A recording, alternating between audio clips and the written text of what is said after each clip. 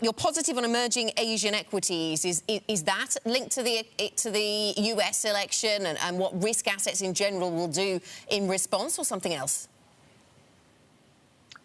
It's a bit of both, really, because I think, first of all, if you look at the potential election outcomes, at the moment you would have to say that a Democrat win is the most likely if the election was to happen tomorrow. And in that kind of scenario, I think that emerging Asia will be able to sort of take out some of that risk premium that is currently embedded, given the fairly unpredictable nature of US foreign policy. So I think it would stand to benefit in a sort of Democrat election scenario, but also simply the handling of the virus and the recovery. If you look at China, it's really the only country in the world, really, that you can say they have achieved that sort of V-shaped recovery that everyone was talking about earlier on.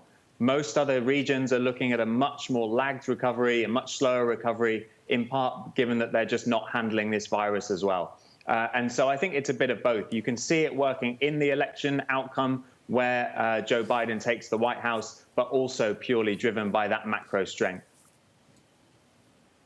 And you're in, I think you're in good company there. Bridgewater Associates founder Ray Dalio has recently said China has an advantage over the U.S. on a range of issues.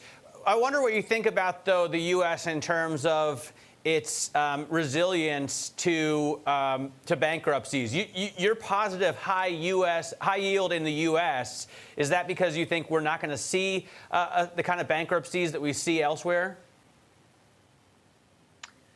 I mean, I think you still have to be selective within US high yield, so I'd certainly be tilting towards the higher quality end of US high yield.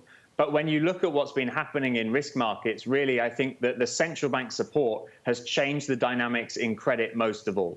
And so that snapback has been absolutely ruthless within investment grade. You've still got a little bit more margin within US high yield, a little bit more of that recovery to come through.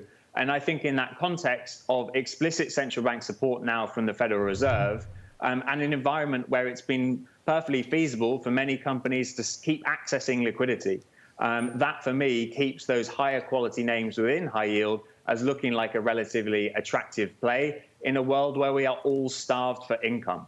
So it's clear that if you're an income investor or a yield-focused investor today, you simply have to take on more risk than has been the case previously to achieve a similar level of yield. But if you're thinking in that context, then for me, the actions of the Fed really have changed the picture for credit, and high yield looks the most attractive on that basis at the moment.